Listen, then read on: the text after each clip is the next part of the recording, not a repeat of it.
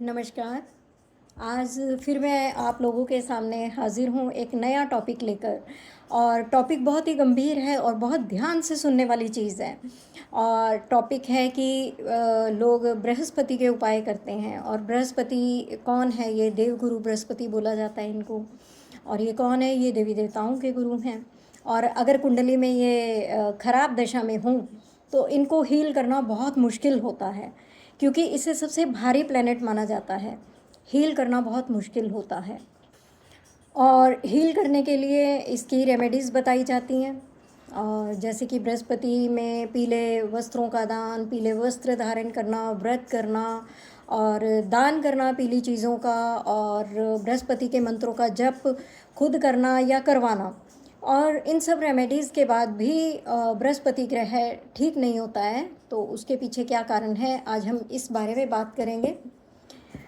देवगुरु बृहस्पति कौन है? जो देवताओं के भी गुरु हैं। वो इसीलिए गुरु यानी भारी हैं, जो देवताओं के भी गुरु हैं और जिनसे देवी देवता भी परामर्श लेते हैं। तो अब वो कौन हुए? देवी देवताओं से भी बड़े हुए, उच्च पद हुआ उनका, देवी देवताओं से भी उच्च पद। तो अब देवताओं के भी गुरु हैं और उनके परामर्श पर देवी देवता भी काम करते हैं। तो अगर वो कुंडली में डिस्टर्ब हैं तो वाकई में उनको हील करना बहुत मुश्किल है, क्योंकि भगवान बोलते हैं कि मैं अपना तो अपमान सह लूँगा, लेकिन गुरु का अपमान करने वाले का या मेरे भक्त का अपमान करने वाले को मैं कभी भी क्षमा नहीं करूँगा। तो ये अपराध कैसे बन जाता है लोगों से? कुछ ना कुछ तो अपराध करते होंगे ना, तभी तो जो प्लेनेट है वो कुंडली में ऐसी दशा में है। ये प्लेनेट बताता है कि पूर्व जन्म में या इस जन्म में पर्सन ने डेफिनेटली किसी गुरु का, संत का या भक्त का अपमान किया है, उसके प्रति अपराध किया है, देवी देवताओं का अपमान किया है, अपराध किया है। कुछ मालूम नहीं कि पूर्व जन्म में कौन क्या कर्म करके आया है। दौड़ते हम तभी हैं जब कुछ प्रॉब्लम आती है हमारी लाइफ में, तब हम सर्च करते हैं, तब हम रेमेडीज़ ढूंढते हैं। कभी तो फल मिल जाता है, लेकिन कभी कभी उपाय करने पर भी फल नहीं मिलता। तो यहाँ पर एक बहुत ही सूक्ष्म रीज़न है एक और, जो मैं आप सब लोगों का ध्यान आकर्षित कराना चाहूँगी। इसकी रेमेडीज़ में ये भी बताया जाता है कि अपने बड़े बुज़ुर्गों से आशीर्वाद प्राप्त करें। आशीर्वाद प्राप्त करना बहुत ही कठिन काम है, बहुत कठिन है। पाँव तो आप सड़क चलते किसी के भी छू दीजिए, वो आशीर्वाद दे देगा, ठीक है। लेकिन गड़बड़ कहाँ होती है? जो हमारे अपने घर के बुज़ुर्ग हैं वो हमें फूटी आँख नहीं सुहाते। कई बार बोल रही हूँ। जिनको सुहाते हैं बहुत अच्छी बात है, उनका बृहस्पति ज़रूर कुंडली में अच्छा ही होगा। और अगर बुरा भी है और वो अपने बुज़ुर्गों के साथ अच्छे से पेश आते हैं तो डेफिनेटली उनका प्लैनेट जो है ख़राब होते हुए भी अच्छा ही फल देगा।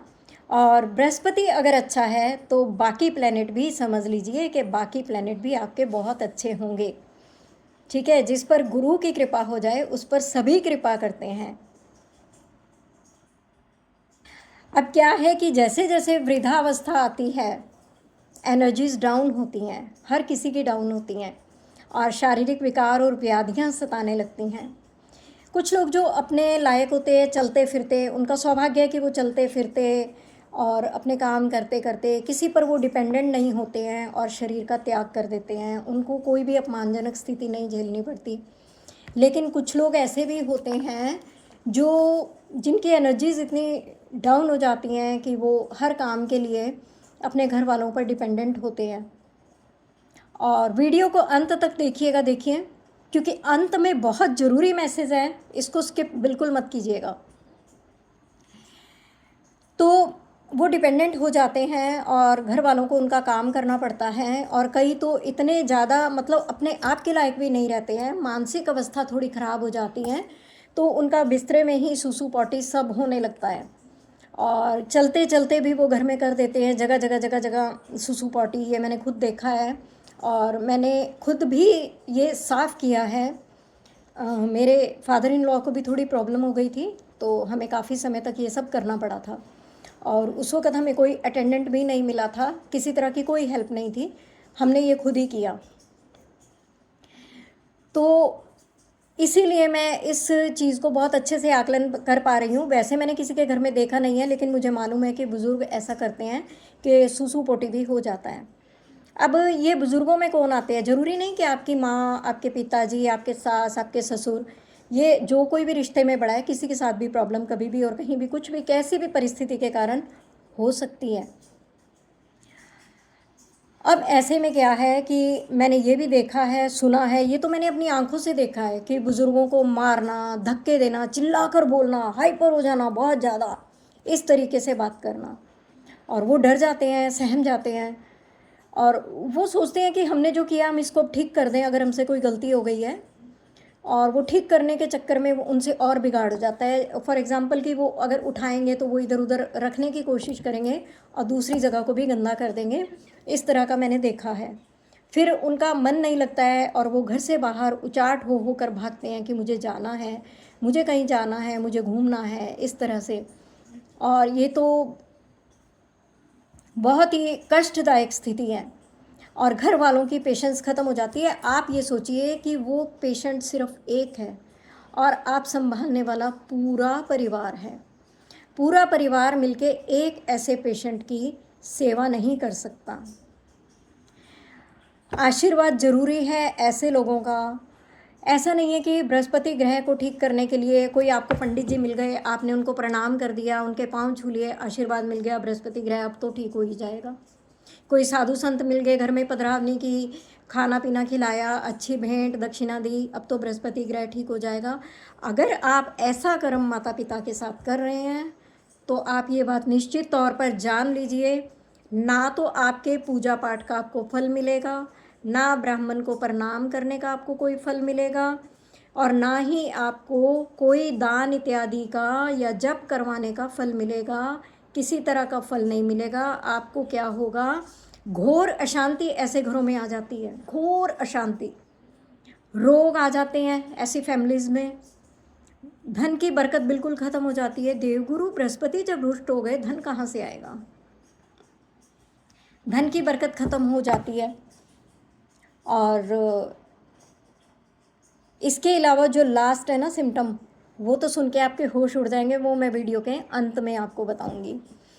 तो इस तरह के लोगों की जो इस तरह का बिहेव करते हैं ना, भले ही कितना मेकअप से लिपा पोती कर लें, उनकी ऑरा इतनी चेंज हो जाती है, शक्ल इतनी चेंज हो जाती है ना कि दूर से देखते ही पता लग जाता है कि इस इंसान का कर्म कैसा है।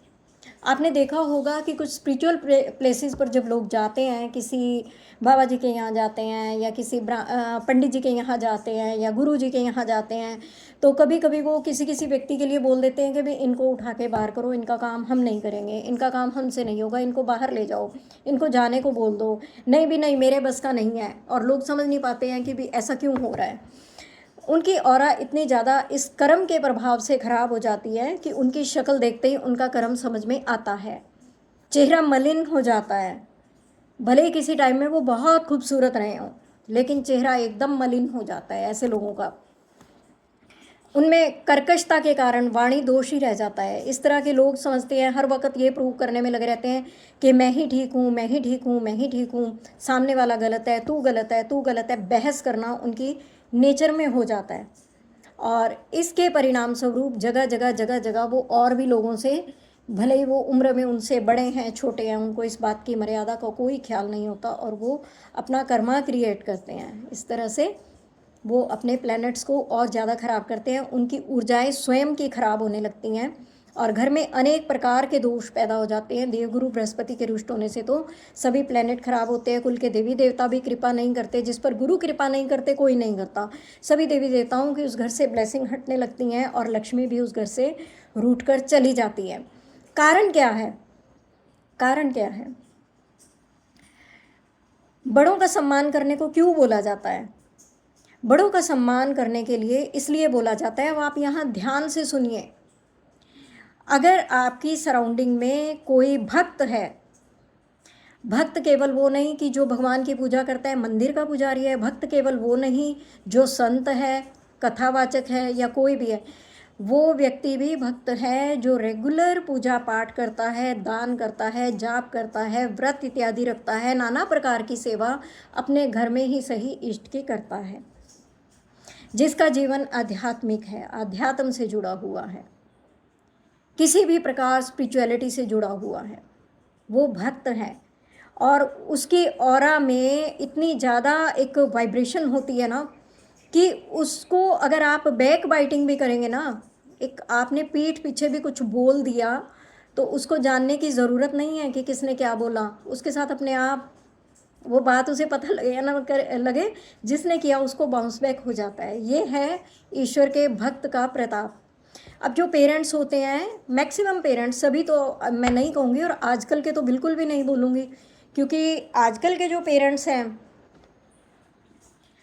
जो अभी यंग हैं, जिन्होंने अभी बुज़ुर्ग होना है, उनके बारे में मैं अलग से वीडियो बनाऊंगी और आपको बताऊंगी कि दुनिया कहाँ जा रही है। इस प्रोफेशन में आके मेरे पैरों के नीचे से ज़मीन निकली है, सही बताऊं तो जो बुज़ुर्ग पेरेंट्स होते हैं घर के, उन्होंने जो अभी इस टाइम 60+ एज के हैं, वो अपने टाइम में काफ़ी भक्ति कर चुके होते हैं और पूजा पाठ कर चुके होते हैं। और जो इस टाइम 80 के हैं, उनका तो कहना ही क्या, क्योंकि उस टाइम में जब वो मतलब बचपन में थे तो बहुत ही आध्यात्मिक माहौल हुआ करता था और उस टाइम में लोग बहुत कम उम्र में पूजा पाठ से जुड़ जाते थे, क्योंकि आम तौर पे उस टाइम में लेडीज़ हाउस वाइफ ही होती थी और उनको भगवान की भक्ति भजन और इन सब में विशेष रुचि रहती थी, ऐसी ही शिक्षा दीक्षा दी जाती थी। तो उनकी ऑरा बनने लगती है धीरे धीरे धीरे धीरे, और इस उम्र तक आते आते उनके सभी मंत्र सिद्ध हो चुके होते हैं। सिद्धि के लिए ये नहीं है कि आपको प्रॉपर कोई क्रियाएं करनी पड़ेंगी, आपको जंगलों में जाकर तप करना पड़ेगा या कुछ भी करना पड़ेगा। इस उम्र में आते आते इष्ट सिद्धि उनको हो चुकी होती है, मंत्र उनके बिल्कुल जागृत होते हैं, उनके मंत्र काम कर रहे होते हैं, जितने प्रकार के मंत्र वो जीवन में जपते हैं सब उनको सिद्ध हो चुके होते हैं और उनकी जो आध्यात्मिक ऊर्जा है बहुत बढ़ी हुई होती है, बहुत अधिक बढ़ी हुई होती है। यहाँ पर मैं एक बात और बोलूँगी कि भक्ति जो है, भक्ति करना बहुत अच्छी बात है। भक्ति जो है वो आपकी आध्यात्मिक ऊर्जाओं का विकास करती है, लेकिन चेतना का विकास ध्यान के द्वारा किया जाता है। इन दोनों में बहुत अंतर है, इन दोनों में बहुत अंतर है। तो इस प्रकार से उनकी ऊर्जाएं बढ़ी हुई होती हैं। अगर चेतना का भी विकास हुआ होता है तो समझिए कि वो साक्षात देवगुरु बृहस्पति है। अब इसमें आपके पेरेंट्स भी हो सकते हैं, आपका कोई फैमिली मेम्बर भी हो सकता है, बड़ा छोटा कोई भी, वो कोई भी भगवान का भक्त। भगवान कहते हैं कि मैं गुरु का अपमान करने वाले को कभी क्षमा नहीं कर सकता और मेरे भक्त का अपमान करने वाले को भी मैं कभी भी क्षमा नहीं कर सकता। तो यही कारण है कि आज की जनरेशन अगर ऐसा करती है, उनको प्रताड़ित करती है, अपमानित करती है, बहुत बहसबाजी करती है पुरानी बातों को लेकर, क्योंकि बुज़ुर्ग जब इस उम्र में आते हैं और फैमिली का उनसे नाता उम्र दर उम्र बढ़ता रहता है। अगर वो 80-85 साल के हैं तो संतान जो है 50 साल की भी होगी, 60 की भी होगी, मानकर चलिए 50, 55, 60 ऐसी होगी। तो वो जो पुराने अनुभव हैं आप उनके बेसिस पे उनसे लड़ाई करते हैं, झगड़ा करते हैं, तब तुमने ये कहा था, तब तुमने वो कहा था, ऐसे किया था, वैसे किया था, ये कहते तो ऐसा क्यों होता, वो कहते ऐसा करते तो क्यों होता। पुरानी बातों में उनको गिल्ट फील कराना, उनको जितनी समझ थी उस वक्त समय के हिसाब से उन्होंने निर्णय लिया। लेकिन अगर अब आप उनको बोलने का मौका नहीं देते हैं, उनको हर वक्त एक दहशत में रखते हैं, दहशत बना के रखते हैं। बहुत से बुज़ुर्गों को मैंने देखा है कि बहुत सहमे सहमे अपने ही घर में रहते हैं, अपना ही घर जो उनकी अपनी मेहनत का है, जिसके वो मालिक हैं, अपनी प्रॉपर्टी, अपनी ज़मीन, अपनी जायदाद, जिस पर आज तुम राज कर रहे हो, वो दुकान, वो मकान, वो ज़मीन, वो पैसा, वो सोना जो उनका है, उनकी मेहनत से बनाया है और उन्होंने आपको दिया है या उन्हें अपने पूर्वजों से मिला है और उनसे लेके उन्होंने आपको पास ऑन किया। वो चाहे तो वो दान भी कर सकते हैं, ध्यान रखिएगा ये बात, वो चाहे तो ये सब एक क्षण में दान भी कर सकते हैं, लेकिन उन्होंने आपको दिया। और आप अगर ये सब लेकर भी आप उनकी रिस्पेक्ट नहीं करते हैं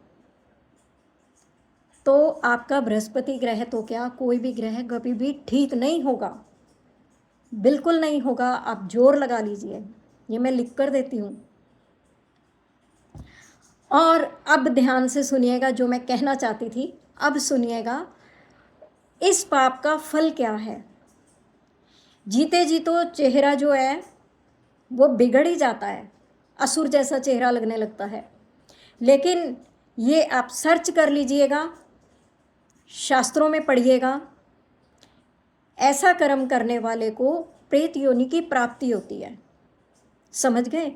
बिल्कुल सही कह रही हूँ, अपने मनगढ़ंत कुछ भी नहीं कह रही, शास्त्रों में पढ़ सकते हैं, प्रेत योनि की प्राप्ति होती है।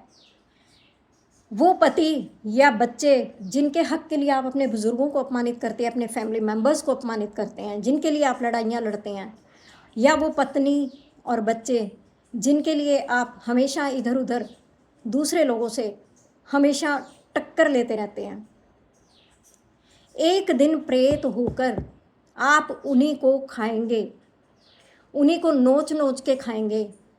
और ये भी मैं आपको याद दिला दूं, प्रेत योनि बहुत कष्टकारी होती है। उस वक़्त जिनके लिए आप ये लड़ाई झगड़े करते हैं ना, वो भी आपकी मुक्ति के लिए, मोक्ष के लिए कोई कार्य नहीं कर पाएंगे, इंटरेस्ट ही नहीं लेंगे। कारण कि आपने इतना पाप कमा लिया कि उस घर में लक्ष्मी तो चली ही गई थी, उस घर में धर्म भी नहीं बचेगा। उपाय करना भी चाहेंगे तो वो कभी नहीं कर पाएंगे, उनकी रुचि नहीं रहेगी। आपका पूरा वंश, आपकी एंसेस्ट्रल लाइन जो है पूरी की पूरी ब्लैक हो जाएगी। आप सोचिए कि आप क्या कर्म कर रहे हैं, इसका अंजाम सोचिए। आप अपने लिए क्या कर्म कर रहे हैं? क्या आपने नेक्स्ट बर्थ की कोई प्लानिंग की कि नेक्स्ट बर्थ आपका कहाँ होना चाहिए, कैसा होना चाहिए, आपके कौन पेरेंट्स होने चाहिए? ये सब हम मैनिफेस्ट कर सकते हैं, उसके लिए कुछ कर्मा करना होता है। अब कर्म ऐसे हैं तो सोल प्लानिंग तो ऐसा कर्म करने वालों के तो दिमाग में होगी ही नहीं। ये मैं लिख के देती हूँ कि सोल प्लानिंग कैसे होती है, हम अपने नेक्स्ट बर्थ के लिए क्या प्लानिंग्स कर सकते हैं, कैसे करना है, कैसे मैनिफेस्ट करना है। ऐसे ऐसे कामों में जिनका दिमाग लगा होता है उनकी बुद्धि से परे की बात है ये। सो डियर फ्रेंड्स, अगर कोई कर रहा है उसको आप अवेयर कर सकते हैं बहुत अच्छे से। अगर कोई ऐसा कर रहा है तो प्लीज़ आप इस वीडियो को शेयर कीजिए, स्प्रेड कीजिए। ये बहुत भयंकर पाप है, इस पर इतनी डिटेल आपको आज तक सोशल मीडिया पर नहीं मिली होगी, क्योंकि मैं भी अक्सर सर्च करती रहती हूँ, दूसरे वीडियो सुनती हूँ, आर्टिकल्स पढ़ती हूँ, शास्त्र पढ़े हैं मैंने, लेकिन इतना डिटेल में केवल और केवल ठाकुर जी की कृपा से जो बुद्धि में आया, इसका निचोड़ आया, तो वो मैंने आपके समक्ष रखा। ये मेरे जीवन के अनुभव हैं, ये मेरी रीडिंग्स के निचोड़ हैं, जो मुझे रीडिंग्स में गाइडेंस आती है, सेशंस में गाइडेंस आती है, उसके अनुभव के आधार पर मैं आप लोगों को ये चीज़ें बताती हूँ। आप गौर कीजिएगा, दृष्टिपात कीजिएगा अपनी आसपास की जो आपकी सोसाइटी है, कि जो लोग ऐसा करते हैं उनके घर में फिर क्या होता है, जो ऐसा कर चुके हैं उनके घरों में फिर बाद में क्या हुआ। तो आपको अपने आप से समझ में आ जाएगी कि मैं क्या बोल रही हूँ। इसी तरह की और भी अच्छी अच्छी गहरी जानकारी के लिए आप इस वीडियो को लाइक कीजिएगा, अपना प्यार दीजिएगा, इस वीडियो को ज़्यादा से ज़्यादा शेयर कीजिएगा, लोगों में अवेयरनेस स्प्रेड कीजिएगा, और मेरे चैनल को प्लीज़ आप सब्सक्राइब कीजिएगा। और जो बातें अच्छी लगती हैं उनको हमेशा स्प्रेड करते रहना चाहिए, ये भी एक पुण्य का कार्य है। उम्मीद करती हूँ कि मेरी ये छोटी सी गाइडेंस आप लोगों के सोच का नज़रिया बदलेगी। भले ही आपके बुज़ुर्गों में देखिए कितने भी विकार क्यों ना दिखाई देते हों, भले ही वो भक्त भी ना रहे हों, भले ही कैसे भी हों, लेकिन लाइफ आपको यहाँ पर टेस्ट करती है कि आप पेशेंस कितनी रखते हैं। यहाँ पर कुछ देने से पहले परमात्मा आपकी पेशेंस को चेक करता है। बहुत बड़ी पेशेंस चाहिए घर में, परिवार में, समाज में रहने के लिए। एक एक व्यक्ति के प्रति किया गया अपराध समाज में, एक एक व्यक्ति के प्रति किया गया दुष्प्रचार, मिसबिहेव, सब कुछ मैटर करता है और यहीं पर करता है। घर की बेटियों के प्रति किया गया अपराध आपके घर से लक्ष्मी का सफाया कर देता है। इस विषय पर भी मैं बहुत जल्दी वीडियो बनाने वाली हूँ। तब तक के लिए नमस्कार, आज्ञा दीजिए, मिलते हैं फिर। धन्यवाद।